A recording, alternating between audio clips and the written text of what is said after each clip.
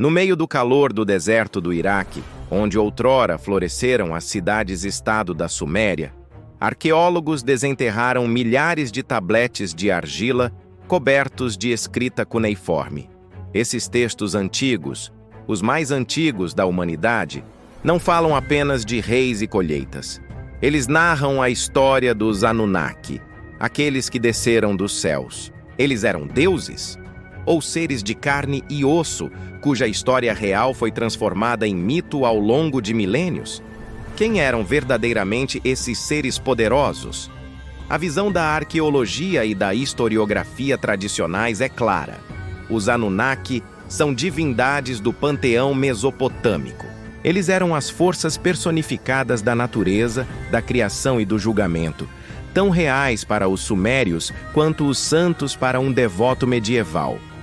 Como Zeus para os gregos ou Odin para os nórdicos, sua existência era um artigo de fé, não um fato histórico. Eles integravam um complexo sistema de crenças que explicava as origens do mundo e o lugar da humanidade nele. Essas entidades, segundo os textos, eram hierárquicas e desempenhavam papéis específicos. Alguns, como Enlil, governavam o ar e o comando, enquanto Enki era o deus da água, da sabedoria e da criação. Os mitos descrevem como os Anunnaki criaram os humanos para carregar o fardo do trabalho, moldando-os a partir da argila e do sangue de um deus menor. Essa narrativa, para os estudiosos, é uma metáfora poderosa para o surgimento da civilização e da servidão. No entanto, uma leitura alternativa, popularizada no século XX, propõe uma interpretação muito mais literal e revolucionária.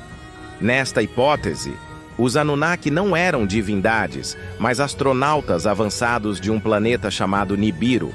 Eles teriam chegado à Terra em busca de recursos, especificamente ouro, para reparar a atmosfera de seu mundo natal. Esta teoria preenche as lacunas do mito com uma narrativa de ficção científica.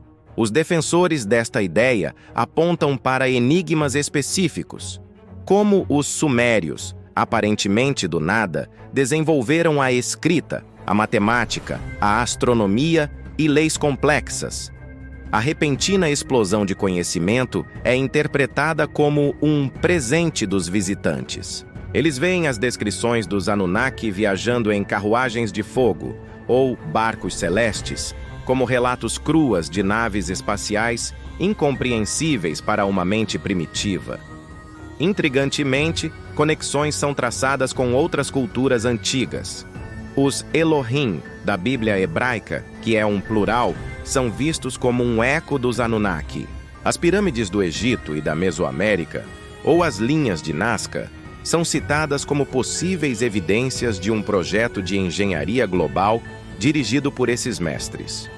Esta teoria sugere um elo oculto, um fio condutor que une as grandes civilizações da antiguidade sob a influência de um mesmo grupo de deuses, astronautas. O que essa possibilidade significa para a nossa identidade hoje?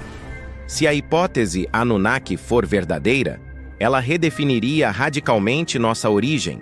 A humanidade não seria o produto de uma evolução lenta e aleatória, mas uma criação deliberada, talvez um experimento genético ou uma raça escrava.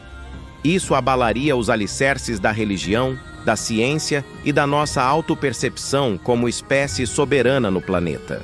No entanto, o ceticismo permanece forte. A vasta maioria dos acadêmicos rejeita essas ideias, apontando a falta de qualquer evidência arqueológica ou genética concreta. A tradução dos tabletes é um campo minado de interpretações, e os proponentes da teoria dos antigos astronautas são frequentemente acusados de selecionar seletivamente os dados que se encaixam em sua narrativa, ignorando o contexto mitológico e cultural mais amplo. O próprio planeta Nibiru é um grande ponto de discórdia. A astronomia moderna não encontrou nenhum vestígio de um tal planeta em uma órbita alongada através do nosso sistema solar, como descrito. Sua existência contradiz nosso entendimento fundamental da mecânica celeste, tornando a logística de uma viagem interestelar a partir dele um enorme desafio científico. Voltando aos tabletes, a pergunta persiste. Por que essa civilização escolheu a região da Suméria? Seria um acidente de pouso? Ou a Mesopotâmia era um local estrategicamente escolhido por seus recursos, tornando-se a primeira colônia extraterrestre em um mundo selvagem? As respostas, se existirem, ainda estão enterradas na areia. O impacto cultural dessa teoria é inegável. Ela alimentou best-sellers, documentários e uma subcultura dedicada a desvendar a verdadeira história da humanidade. Ela fala a um desejo profundo de respostas definitivas, de um sentido de destino cósmico e de uma rejeição das narrativas estabelecidas, sejam elas científicas ou religiosas. Consideremos então a possibilidade de um meio termo. E se os Anunnaki fossem uma memória distorcida de uma civilização humana avançada, agora perdida, talvez anterior ao dilúvio universal descrito no épico de Gilgamesh? Uma catástrofe global poderia ter reduzido uma sociedade complexa a escombros, com seus sobreviventes sendo venerados como deuses pelos povos que os sucederam. Esta interpretação reconcilia parcialmente o mito com a razão. Ela não requer alienígenas, mas aceita que nossa pré-história é muito mais complexa e misteriosa do que os livros didáticos podem contar.